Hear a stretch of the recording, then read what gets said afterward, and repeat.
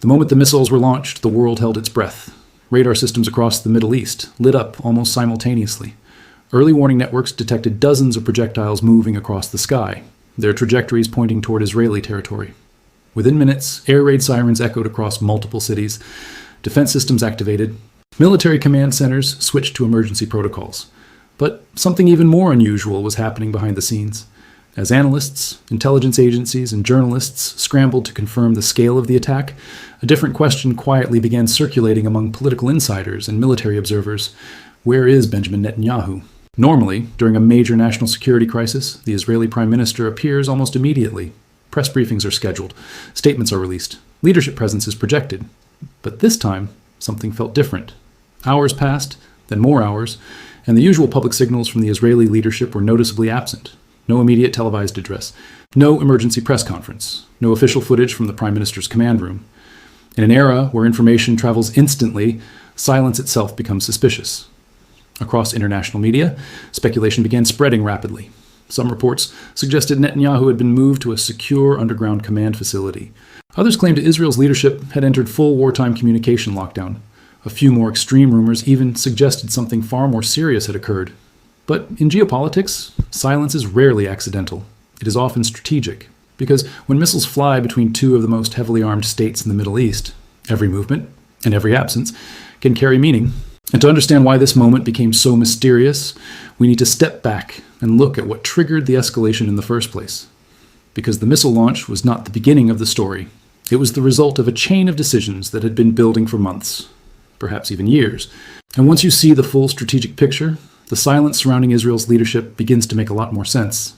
To understand why the situation escalated so quickly, we need to examine the strategic environment leading up to the attack.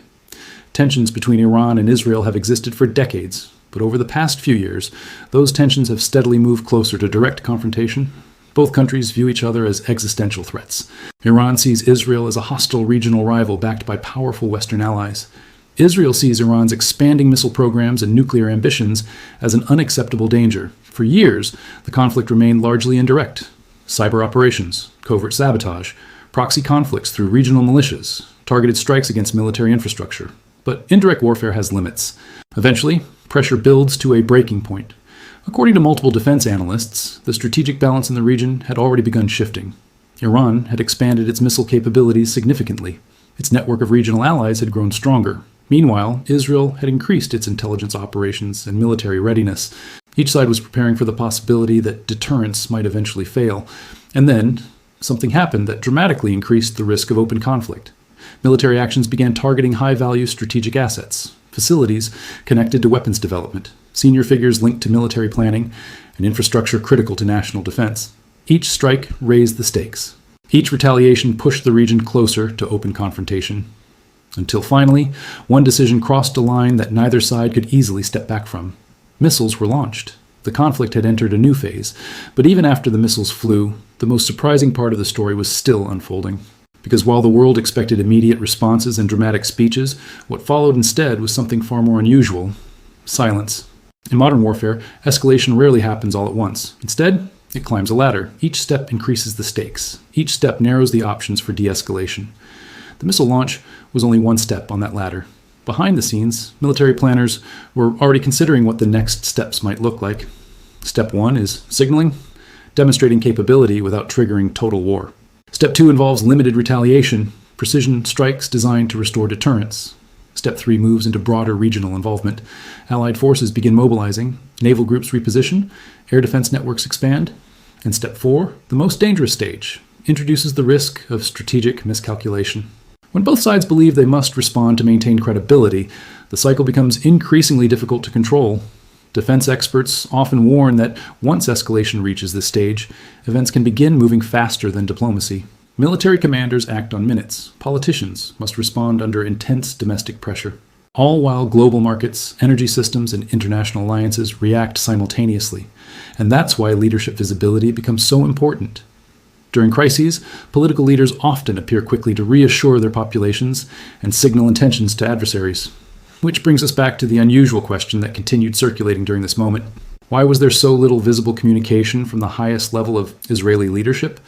Was it a deliberate strategic decision, or something else entirely? To answer that question, we need to examine how governments actually operate during high-risk military crises. Because what appears to be silence from the outside may actually signal something very different behind closed doors. When missiles enter the air, governments activate a completely different operating system. Normal political communication slows down, military coordination takes priority, command structures shift into crisis mode, and leadership often relocates to secure facilities designed specifically for wartime decision-making. Many countries maintain underground command centers built to withstand missile strikes or even nuclear attacks. These facilities allow leaders to continue coordinating defense operations while remaining protected from potential targeting. Israel is widely believed to maintain several such facilities. During extreme security situations, senior leadership may move into these protected environments. From the outside, that movement can look like disappearance, but internally, it often means the opposite. Decision-making intensifies. Military intelligence streams in from satellites, radar systems, and surveillance networks. Advisors gather around secure communication tables. Strategic options are evaluated rapidly. Should air defenses intercept or conserve resources? Should retaliation occur immediately or be delayed? Should escalation be contained or expanded? Every decision carries consequences, and sometimes the most strategic move in such situations is simply to control information. Governments may delay public statements until they fully understand the scope of an attack. They may restrict communication to avoid revealing vulnerabilities, and they may intentionally maintain ambiguity about leadership movements.